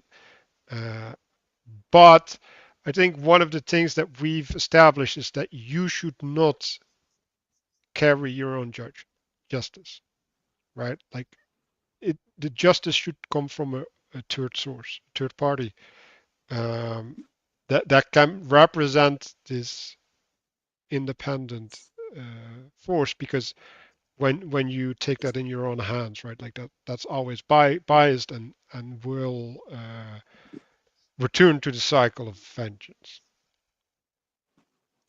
Even Right, if you're because just if you're, yeah, well, if you're doing it yourself, if you don't have the third thing as the source or whatever, then at the first time you're basically going to be competing with the other people instead of cooperating with them. There was a line that I saved actually a few weeks ago. I was reading it was Saint Basil the Great's 188th letter. Is actually really good. It's surprisingly short. You could read it in like 40 minutes probably. For those types of guys, that's pretty short. And he has this line where he's talking about how there was, because he was a bishop, and he's dealing with an issue where there was a priest that made some clerical errors. Let's say, just to say the least, there were some pretty big errors, and he pled ignorance and forgetfulness. And he has this great line where he says, "I'm no judge of hearts. I only judge by what I hear. Let us leave vengeance to the Lord, and ourselves pardon the common human error of forgetfulness, and receive the man without question." And it's like, that he couldn't independently verify that guy's claims, and he wasn't going to actually try to step out, to the previous point, into the realm of kind of the marginal and difficult to discern. Like, he was just going to say, okay, based on what I can see, I'm going to take actions on that, and I'm going to allow the third thing to just handle this, because I am not going to get lost in the weed with this guy, and get myself, pulled down with him. and I think that is actually the right path, as long as you do that in humility. In other words, that you're open for correction, right? So now we're getting into the judging versus condemning, right? So people see them as equivalent, right? But it's like, no, like when I judge you, like I'm not fixing something, right? Like, to go back to the word, like I'm not putting you in a space, right? Like I'm not doing divination about your future. Like, that's not what I'm doing. I'm I'm establishing a a path or a pattern that you're on, right? And then you get to say, well, I repent or not, right? But like people don't seem to have the capacity to hold that in their minds. Okay, I was going to say, is this time for us to end? Let me see. So the thing that stood out to me is the word responsible on this page, right? So this is, I guess, presuming honor culture, right? Because like you still have to hold something high, right? Like that responsibility is flowing from somewhere, right? And which also means that you don't have to adhere to that, right? Which is actually what all the hippies are doing.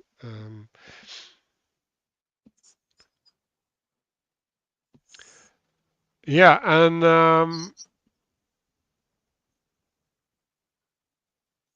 then this also stood out to me. Removing the blood from the flesh. This is something that wasn't mentioned before. So it's interesting that he introduces that.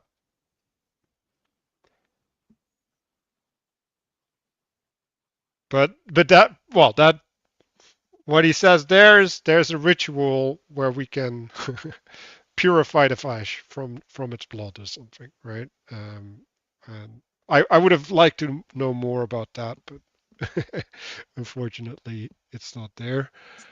I just want to quickly add to that.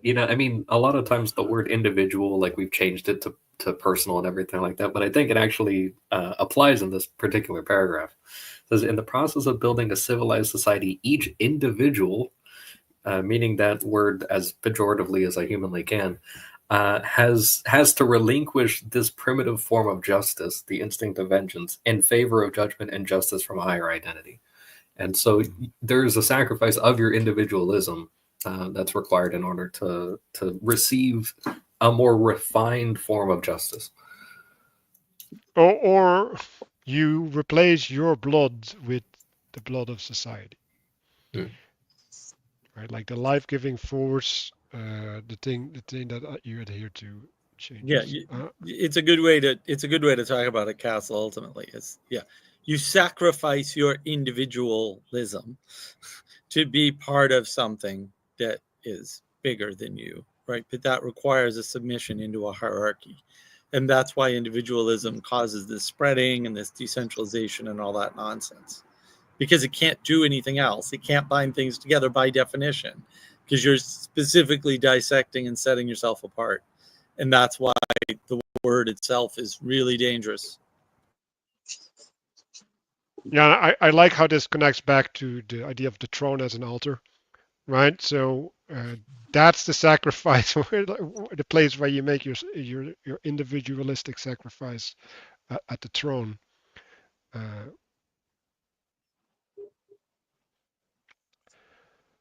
Yeah.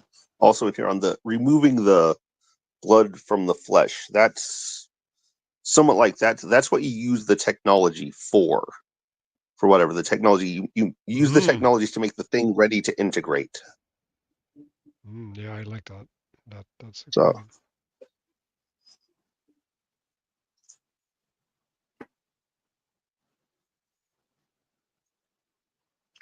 Yeah, so the thing that I'm seeing, right, there's a, well, if you look at removing the blood from the flesh or whatever, or like cutting meat, right, like which would be analogous, like butchering or something. And then you do the cooking, right? So there's maybe that resolves the issue that we've been dancing around, where the technology removes some structure or something, it disintegrates, and then you do this other process that reintegrates into something new or something. Yeah, that's the refinement, right? That's what he's that's what he was talking about earlier in the previous diagram where he said rectify, and that's the same as refinement at some level, right? We talked about refinement in a previous chapter. Like that's what that is. It's dismantling the structure, purifying it of its life, right? And then you're able to integrate it. But you have to rectify it first, right? You have to do the process of refinement first. Otherwise, it's not suitable to integrate. And that pattern's everywhere. It's not, obviously, it's just not merely in food. And once you sort of understand that, I think that a lot of things get a lot more clear. Um,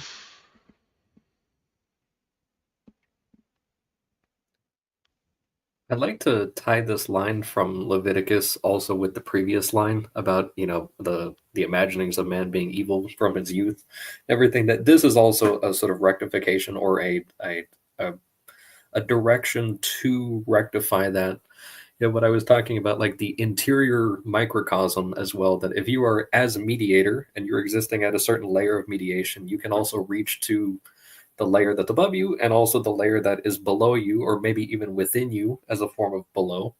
And that you have that aspect of, if you can properly mediate and keep the interior microcosm from flooding with straw men and grudges in this case against your people, that will also, if you start getting flooding at any of those layers of the personal, the communal, the intercommunal, like the other ones are going to start to become affected, at least as you start encroaching on the boundaries of those successive layers. And the same thing could also be said on the interior, that if you allow your interior to get flooded, then pretty soon the personal layer, like that's going to start overflowing onto other people.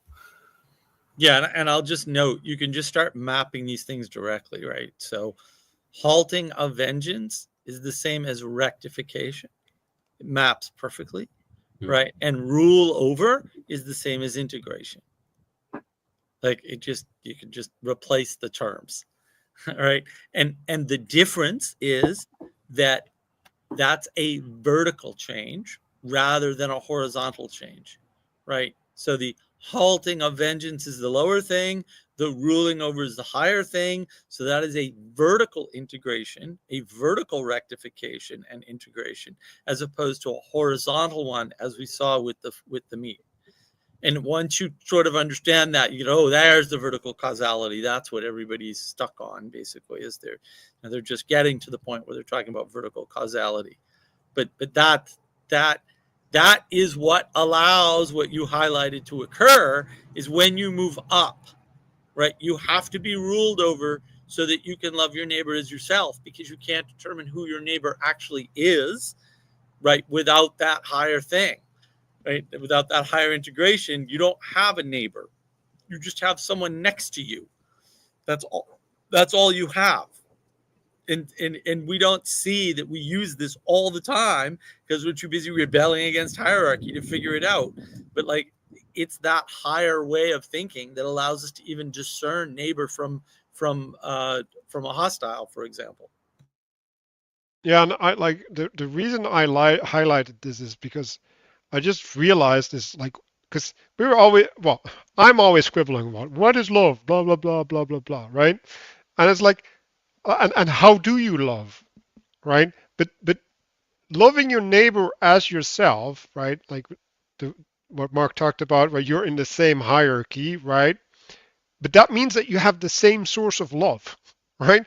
So if you get loving your neighbor as yourself means that you feed them from the same source. Like you give them the same food. It doesn't mean that you give them the same portion. You give them the same food, the same nutrition. That's what that means.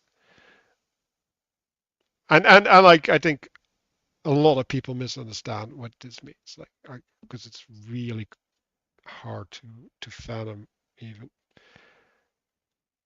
And thereby misapply it, right? So right, the road to hell is paved with good intentions, right? It's like, well, I'm loving you, I'm loving you, I'm loving you. It's like, yeah, like Mark has this amazing shirt, right? Like, if things get any worse, I'm gonna have to ask you to stop helping. I quote that all the time to people.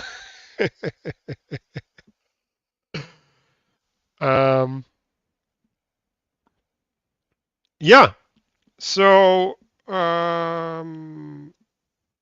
Any last comments? Good. So let's move into the integration part. So I do think that this, what was it? Technology versus communion, ordering versus gathering, right? Rectification versus integration or something, right? Um, these require different approaches, different modalities, and I guess I want to invite in the reflection, like how are we applying those, right? Like, or are we skipping them, or are we one-dimensionally relating to them, or whatever? So I'll see you guys on the other side.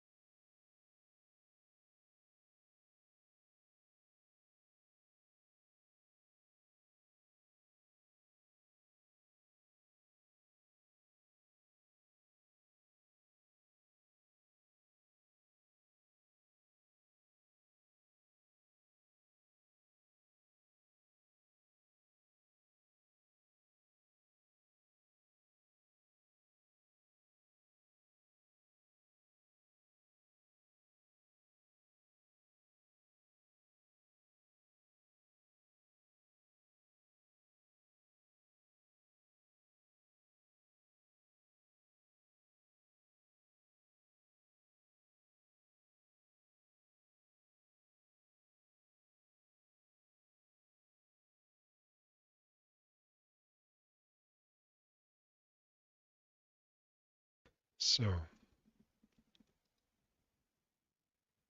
what do we what did we find?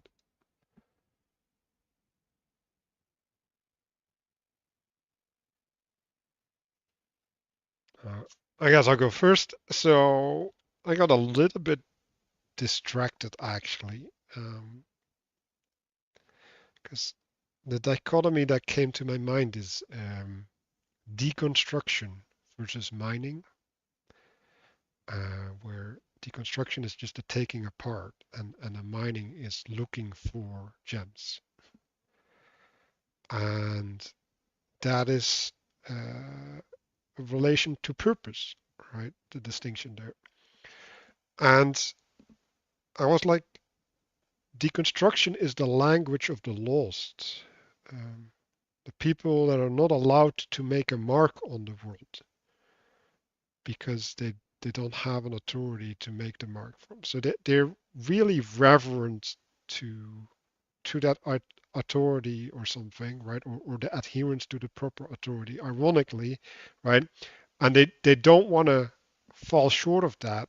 And in their fear, they fall short of it inevitably. Because in the not making a mark or not making the wrong mark, they make a mark. And that is the wrong mark. So yeah. And so the side when you mine, you know where things go. Like you have an infrastructure, you have a smithy, right? Like you have an ore refinery, like all of these things, and you need swords or plows or cutlery, and else you don't mine. Like you don't go into the mines if there's no purpose for that. So yeah, that's the thing that I took away. Like you know where things are going. That's why you go into the mines. That's why you deconstruct. That's why you bring things to the altar because you know why the altar is there.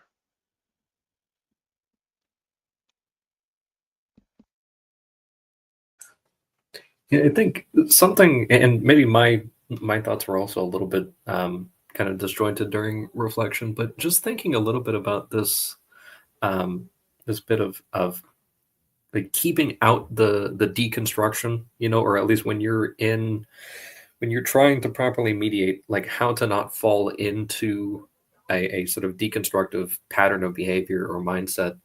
And one of the things that kind of came up was this thing of like admiration and mimicry and or participation.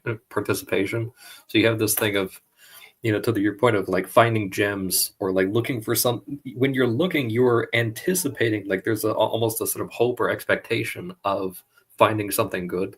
You're not, expecting, oh, I'm gonna dig into the ground and find garbage, and it's like you're actually, it's like, okay, I'm gonna find something good. Also, like it's dark in here, maybe, but I'm going to find something good. And then sort of the admiration is to smile at. So there's a certain bit of, okay, I am expecting something good and I am smiling towards it. And that there is also a sort of a participation in acquiring whatever that thing is, and not necessarily for your own control, but for the integration with the higher process that you're participating in. So that's one way of, I guess, abstracting proper participation within a community, that you're finding gems and then bringing those up, so that it can be integrated by the larger whole. But also when faced with these what would be opportunities for blood vengeance, or having a grudge against some other person, taking a moment to kind of see, okay, is there anything to smile at? Is there anything that could be salvaged here? And maybe just needs a little bit of refining, which still takes time and energy and resources and all these things to do. But is it possible to rectify whatever this is, or even going in knowing like every single thing I find in the mind requires some level of rectification. Like it's not gonna you're not gonna find pre-cut gems in the mind.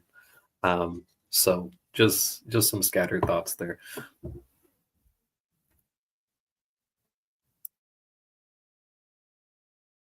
Yes. So the gems got to land somewhere, and just like we're going to land our plane, and we're going to see y'all next week. Mark won't be here, but please leave comments, and I feel a little bit disgusted, but like and subscribe.